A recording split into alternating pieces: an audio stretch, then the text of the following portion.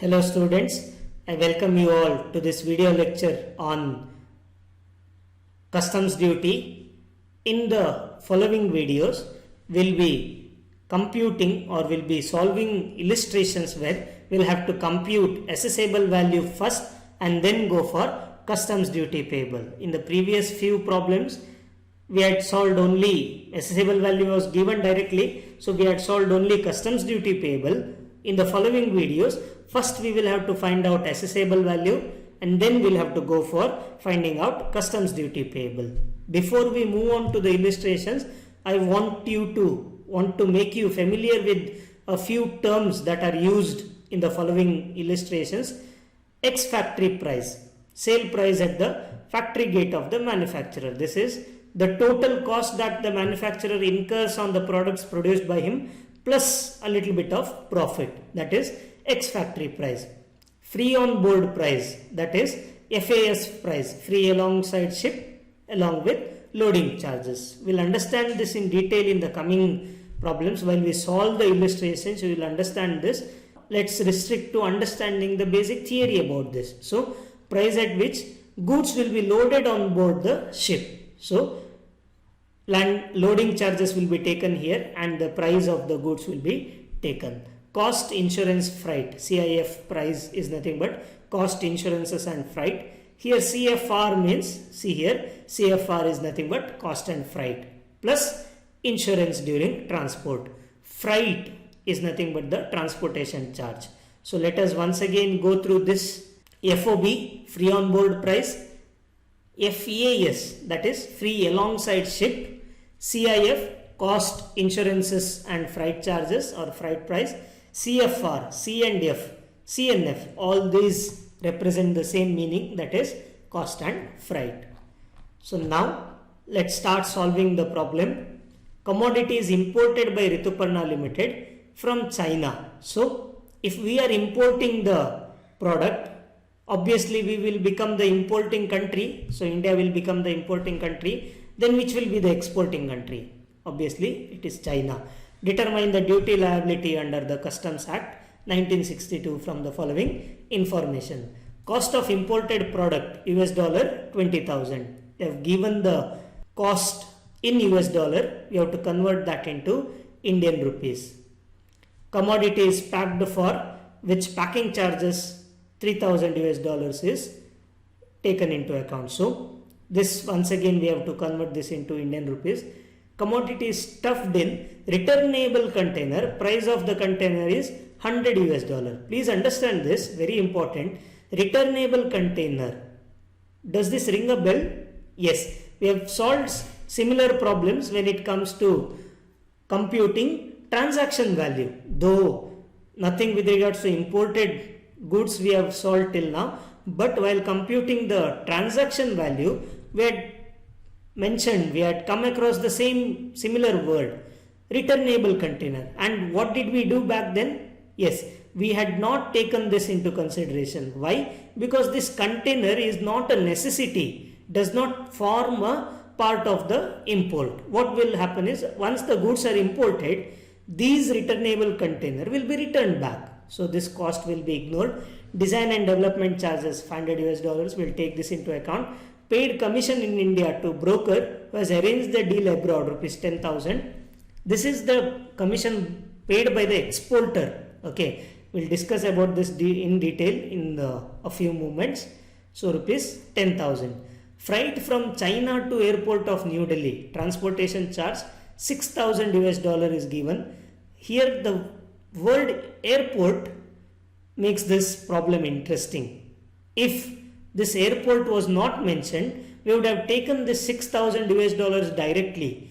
But here airport is mentioned, which means the mode of transport is airways. So we'll have to compare this 6,000 US dollars with 20% of FOB price. Whatever will be the FOB price, we'll take 20% of that FOB price and compare that 20% amount with this 6,000 US dollars converted into Indian rupees. So what will happen? Whichever is the least amount, whether this 6,000 US dollar or 20% of FOB price, whichever is the least amount will be taken into consideration, right? Only this process will be followed only when the goods are imported through airways. If it is through sea, we don't do it. The reason is air fares are perceived to be more costlier. It is more costlier than the sea freight, right? So we'll move on. Cost of insurance is paid on product, but no details are available. So most important here, insurance is given, but the amount of insurance is not given. When such a situation arises, what we have to do is, we have to not ignore this. What we have to do is, we have to take this insurance as 1.125% of FOB price.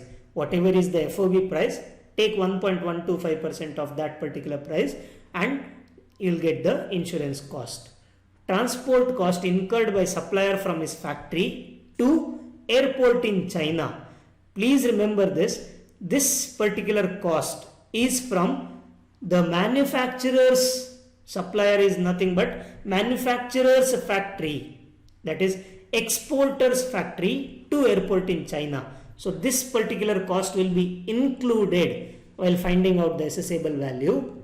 Rituparna Limited paid rupees 5,000 as transport cost from New Delhi airport to factory. So see here, there are similar points but with little bit difference. So what is the difference here?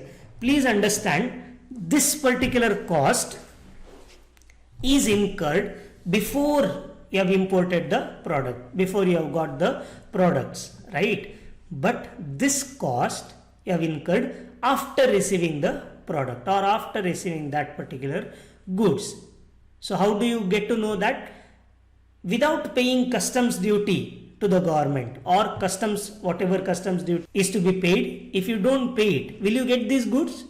Yes, you will not get it, right? So these transportation costs from New Delhi airport to factory, you will incur only after receiving the goods. So ignore this point.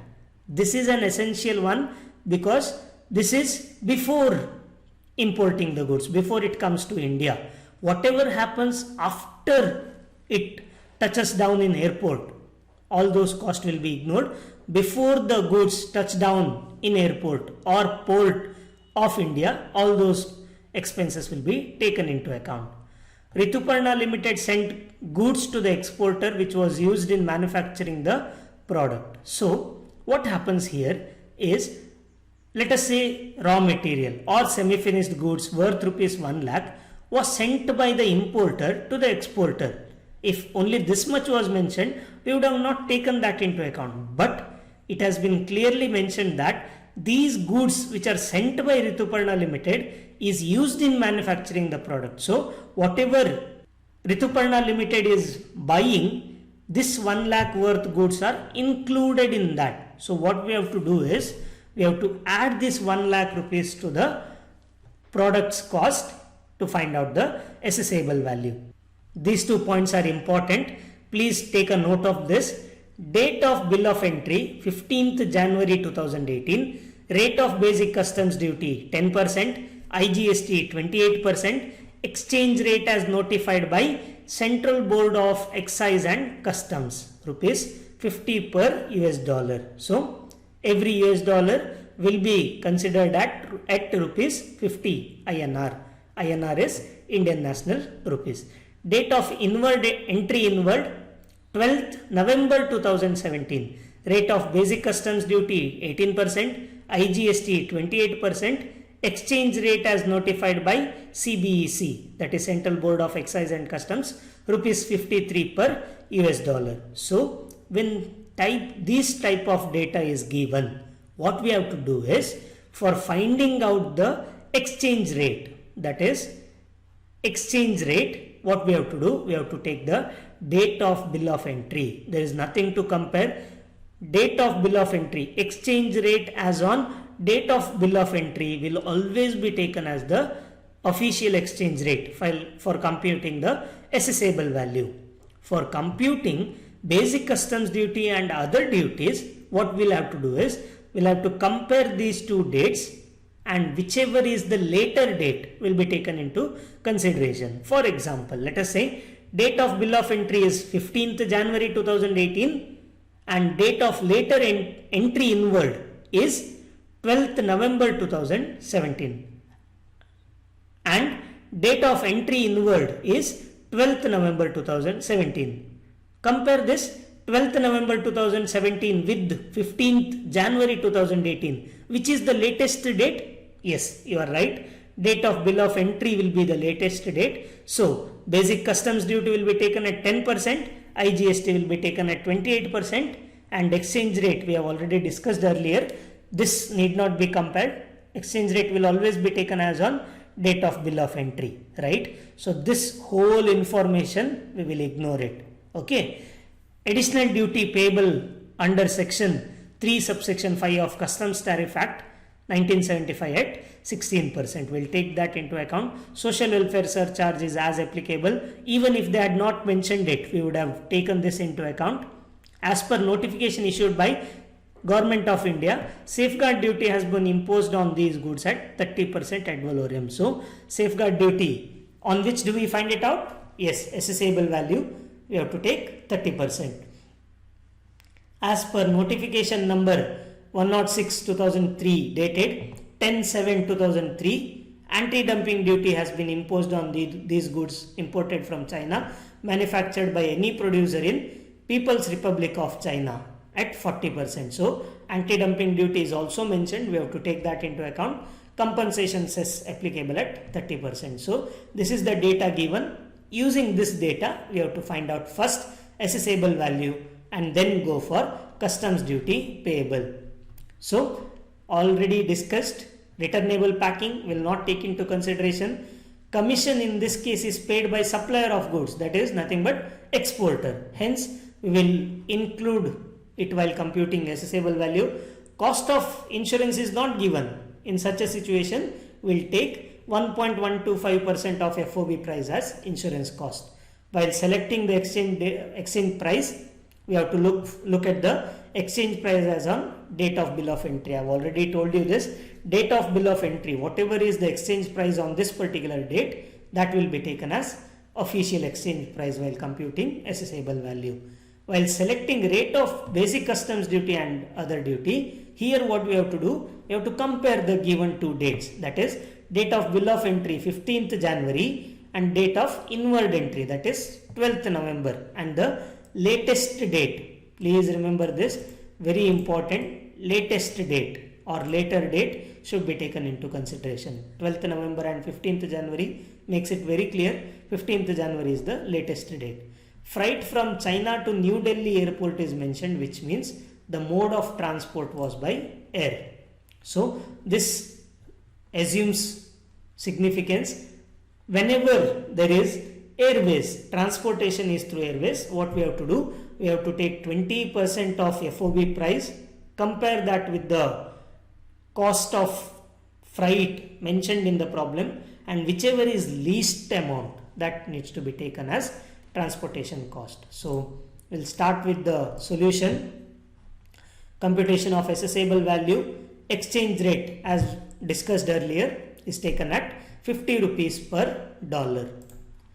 Cost of commodity, they have given 20,000 US dollars. We have to convert this into Indian national rupees. So, 20,000 into 50, 10 lakh. Then, packing charges is mentioned, 3,000. Multiply that by 50, you will get 1,50,000. Next, design and development charges, 500 is the design and development charges, US dollars 500. Convert that into Indian rupees, you will get 25,000. Transportation cost from exporter's factory to airport. This is most important here. Only those costs which are incurred before the goods are received by the importer, all those costs will be taken into consideration. The next one, commission paid by the exporter, 10,000. Any commission paid by the importer will be termed as buying commission, and such commission will be ignored. Only those commission which are paid by the exporter will be taken into account. Next, goods supplied by the recipient 1 lakh rupees. We have discussed this. We have to take it into account. Next, while we add all this, we'll get FOB price. What is FOB? Yes, free on board. So 10 lakh plus 1 lakh 50, 11 lakh 50, plus 25, 11 lakh 75, plus 10,000, 11 lakh 85, plus 10,000, 11 lakh 95,000, plus 1 lakh 12 lakh 95,000. Next, transportation costs should be taken. Why have we done all this? Because the transport is through airways. So whatever is the FOB price, we will not be able to find out FOB price in US dollars. Can you tell me why? Yes, because this 10,000 and 1 lakh is given in Indian rupees. So FOB price also we will take in Indian rupees and not in US dollar. So 12 lakh 95,000 into 20%, that will be 2 lakh 59,000.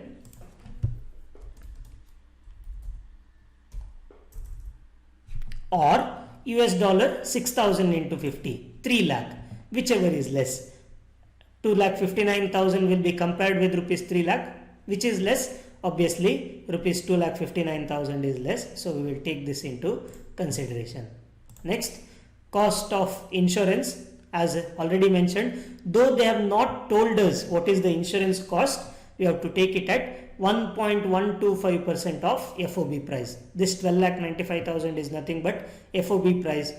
Its 1.125% will be taken into account. So 14,569. Once we do all this, we'll get the assessable value of the commodity. So 12 lakh 95,000 plus 2 lakh 59,000 plus 14,569. When you add all this, you'll get 15 lakh 68,569. Now we have to go for computing customs duty payable. We have got the assessable value. Now we have to go for customs duty payable. Before we go for customs duty payable, let us look at some important data points. Basic customs duty 10%. Why 10%? Because this is the date, this is the rate of duty as on latest date. If you remember, on 12th November the basic customs duty was 18%, but we have taken 10% because for us 15th January data is important. Additional duty, we'll take it as countervailing duty. Please remember that anything given as additional duty will be taken as countervailing duty. 16% is given. This 16% will be taken on the basis of basic customs duty and assessable value. Safeguard duty, always safeguard duty should be taken on the assessable value 30%, anti-dumping duty on assessable value 40%, compensation cess 30% is mentioned. We have to take it on subtotal B. If you remember the earlier problems that we have solved, this will be a cakewalk for you. So first we will take the assessable value. Next, basic customs duty at 10% on assessable value, 15 lakh 68,569 into 10%, 1 lakh 56,857. Always remember the duties should be written in both the columns. Only the assessable value will be written in the first column. Is there any national calamity contingent duty? But there is countervailing duty. So assessable value plus basic customs duty, it will be, when we add both this, 15 lakh 68,569 plus 1 lakh 56,857 will get 17 lakh 25,426, and on that we'll find out 16%. Once we do this, we'll get subtotal A.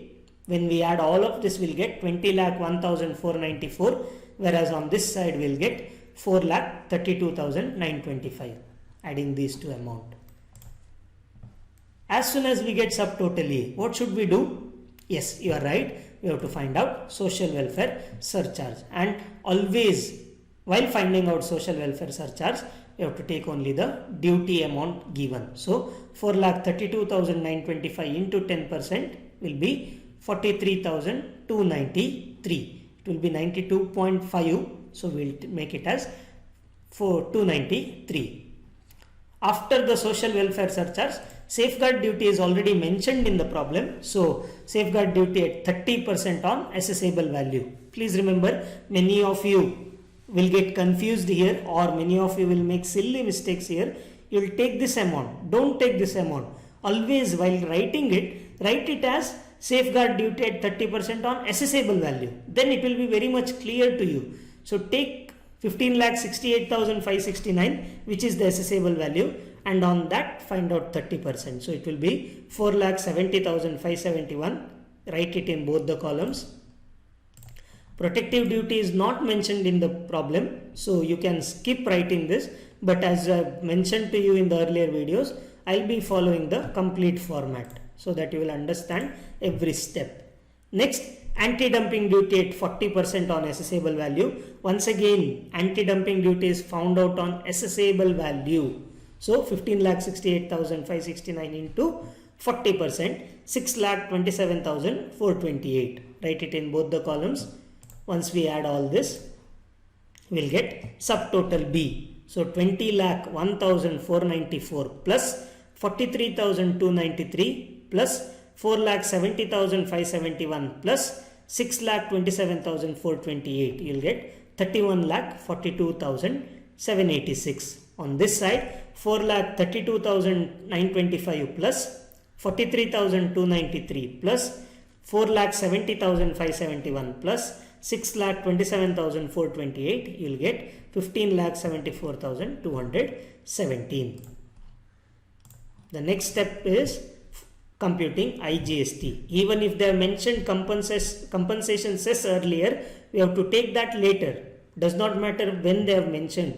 We have to follow the format. IGST is given at 28%. If you see here, IGST we have to find out at 28% on subtotal B. So this amount 31,42,786 into 28%. It will be 8,79,980. Same once again. Once IGST is found out, we have to go for finding out compensation cess at 30% on subtotal B. Once again, on this particular amount, we have to find out 30%, 9,42,836. Write it in both the columns.